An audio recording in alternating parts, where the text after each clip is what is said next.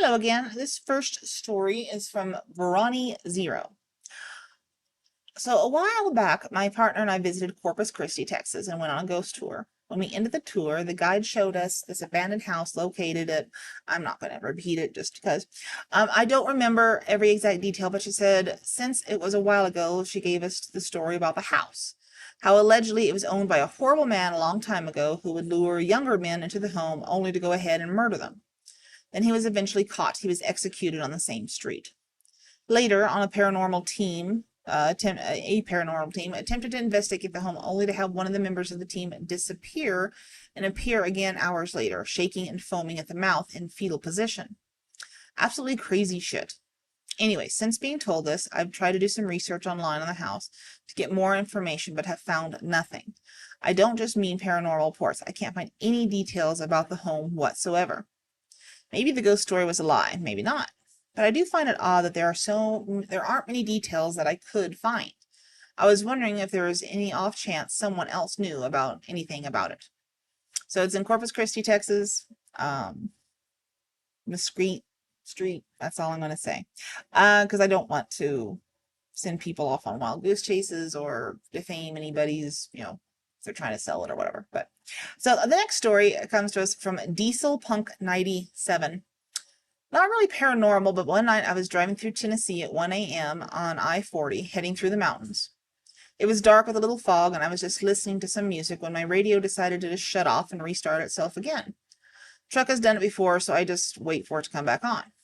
Then all of a sudden, I started hearing a loud, staticky recording of a preacher talking about disciples and teachers, and then he mentioned Beelzebub. It spooked me, and I thought my radio had come back on and switched to some religious channel, but when I reached down, my radio was still off. I looked up, and it was coming from my CB radio. At that point, the preacher started what I figured out later was Matthew 10:28. It goes as, "And do not fear those who kill the body, but cannot kill the soul. Rather fear him who can destroy both soul and body in hell." I flipped off the CB and turned and pulled over to fix my radio after that. Not paranormal, but it definitely gave me the heebie-jeebies. Yeah, I can understand that. That would be an odd occurrence. The radio was not supposed to be on, and it was the CB, and I mean, as a kid, we used to play with CBs, so there's a lot of weird things that happen and stuff, but yeah, kind of odd. Kind of odd. The next story comes from iDementia87. I was running I-40 around 2 a.m., about 30 or so miles before Oklahoma City, when I started to catch a storm head on, and as it was pouring rain, I started around a curve and saw a really nice 70s-ish cherry red Chevy Nova or Camaro on the side of the road with these two guys by the truck waving at me. And as the light hit them, they were dressed like they were from the 70s with the hairstyle and everything. To me, it looked as if they were locked out of their car or something. So I called it in to the highway patrol. Everything was about as strange because I didn't see how it was damn near the top of it and how they were dressed and completely dry. This actually reminds me of something that happened to me one time, but that's a story for another time. But yeah, it sounds almost like the time warp again. No, some sort of like imprint from another time. Probably something bad happened to them at that time. That's just what it sounds like to me. I could be wrong. I usually am. The next story is from BMD 0606. I have had experiences since I was a child at different locations. My worst experience was when my child was around 5 months. I remember they couldn't roll over yet. I put them on the middle of the bed while I was putting away clothes. For extra safety, I put pillows and secured them next to the sides. My closet is not more than 3 feet from where my baby was laying. I hung up a shirt while watching her and then stepped into the closet for no more than 5 seconds. In that time, she didn't cry. There were no noises to indicate that she had somehow fallen off. And yet, here is my child on her back, rotated 90 degrees from the position I left her on the floor. She somehow rotated to her head, now facing the side of the bed, like you would if you put a baby down. But she moved from the top of the bed to the middle to near the end of the floor in less than 5 seconds. I don't know if I'm explaining this well. But even if she somehow did it herself, I would have heard her fall or she would have cried. She was just laying there like it was completely normal. My theory being something picked her up and put her down. The house was and is still very active. I had lights turning off and on, seeing a man, doors closing, and mist traveling down the stairs. My baby would never sleep in that house either, but we sleeps like a rock anywhere else.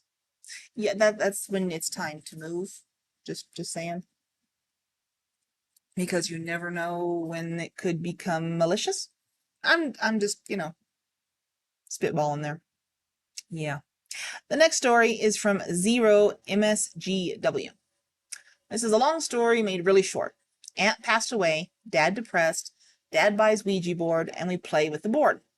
Now the long story. After playing with the Ouija board, something happened. I felt like a marionette doll at the best is the best way I can explain it. My body always felt like it wanted to move, but it didn't matter what I was doing. Sleeping, working, in class, it was this weird feeling. I didn't sleep for 5 days. I skipped work, skipped classes, didn't eat, etc. On the last night, I was hungry and tried to eat something. I grabbed a knife and the feeling went away. I felt calm. I took my hand off of the knife, out of the knife drawer, and walked away. The feeling came back, so I tested it again. I grabbed a knife, the feeling subsided. Freaked out, I called to my mom and told her, and it freaked her out bad. She drove me to the ER. They ran tests, nothing. I got a room, felt worse. Felt like my skin was crawling and I couldn't lie down, couldn't sit down. So I paced around the room and was extremely nauseous. Should be nauseated. In the middle of the night, my dad called his priest and they came down. Whatever blessing the priest did, he threw some holy water on me and I felt at peace. The feeling went away. For the first time in 5 days, I felt calm. The priest said something attached itself to me. He said that I was oppressed. Yeah. Again, one more reason not to play with Ouija boards. But, that's just me. Okay, so our last story is Late Possibility 140. I had an experience moving into our current home. The elderly lady that owned the house passed away priorly. Most every room was floral and pink. Oh God, not ugly, just not my taste, and I wanted to redecorate it and make it my own. Makes sense. The mom spent a few hours with me painting the bedroom walls and setting up my new home while my boyfriend was working in another town, so it couldn't have been him. We locked up and left for an hour or two. He came back with my mom later, unlocked the front door, and walked in. Inside the house, all kitchen cupboards were wide open, and then were the closet doors in the master bedroom. Also, the lids on the paint cans that I remember hammering shut were off both the can of paint and the can of primer. We found the lids sitting face up on the kitchen counter while the can of paint was still in the master bedroom where it had last been used. It felt really eerie walking in that afternoon. I cannot say for sure it was paranormal or human, but 1, front and back doors were still locked. 2, all windows were locked and didn't appear to be tampered with. 3, nothing was stolen or damaged. 4, what would a human be looking for in cans of paint? 5, several years later, we joke the old lady's ghost haunts us because of all the things that go missing all the time. Hundreds of items over the years. Some missing items were never seen again, while others turn up in odd places, like olives loose in a jewelry box, pieces from a jigsaw puzzle in the freezer, garbage, wrappers and such, above ceiling tiles, and socks and underwear in the car in the garage. Strange, indeed. Yeah, that's definitely strange. Definitely be haunted. She wanted her pink room. Maybe she was a pink lady. I don't know. But thanks for listening.